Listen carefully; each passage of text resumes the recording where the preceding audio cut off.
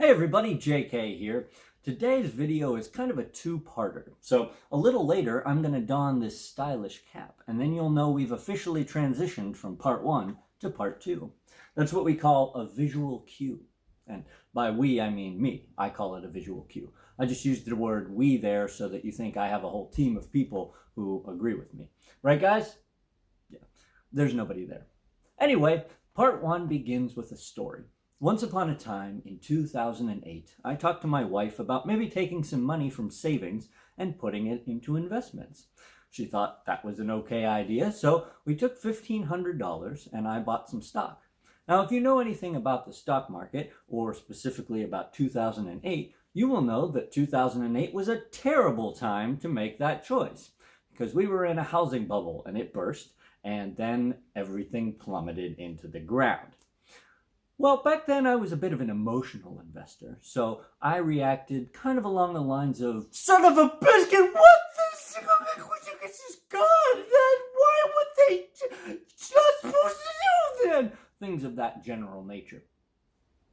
Well, being an emotional investor, I, just kind of threw up my hands and said, forget about it. I just will ignore the whole thing. Suck on that, stock market. That's what you get for being a jerk. Doesn't really make sense, but I did it anyway. Fast forward, now it's 13 years later, and my meager little $400 that was left somehow turned into $5,000, which is, pretty great. It's not enough to live on, but I'm not going to say no to basically a free $3,500.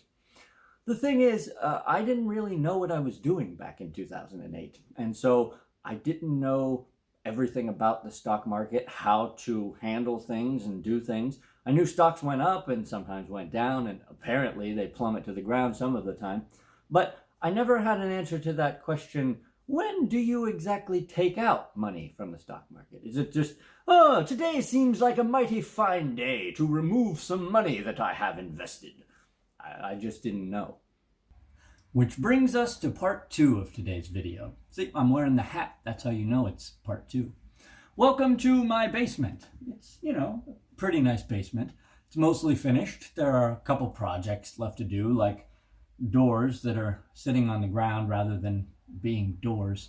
But it's a pretty nice space. It's kind of a mess, though. And the reason that it's a mess is because, we don't use it all that often. We have the upstairs, which is nice because it's bright and airy, and it has doors that are attached to the walls instead of on the ground. But it got me to thinking, and I thought, I have a basement that's not being used, and I've been doing a bunch of recording lately. What if I turned the basement into a space for recording? And then I thought, hey, I have like a bunch of money in stocks from the past decade or so. I could use some of that to furnish the recording space. And then I thought, hey, language is just an audible and visual representation of existential states of being. But that last bit doesn't really have anything to do with this video. The point is, I decided I would turn this into a recording space. And I've already started buying some props and some paint to put on the walls. So I thought it would be neat to show some of the progress as I go.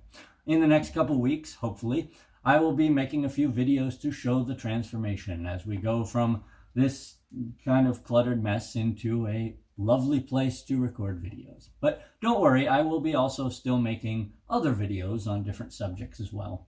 Probably hosta-related subjects, and maybe dinosaurs? I don't know. At any rate, I hope that you will enjoy seeing it being transformed. In the meantime, I'm going to get to work, and I will see you next time. Bye.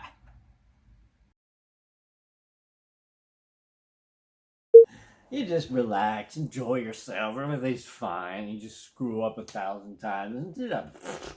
Whatever, you guys don't care.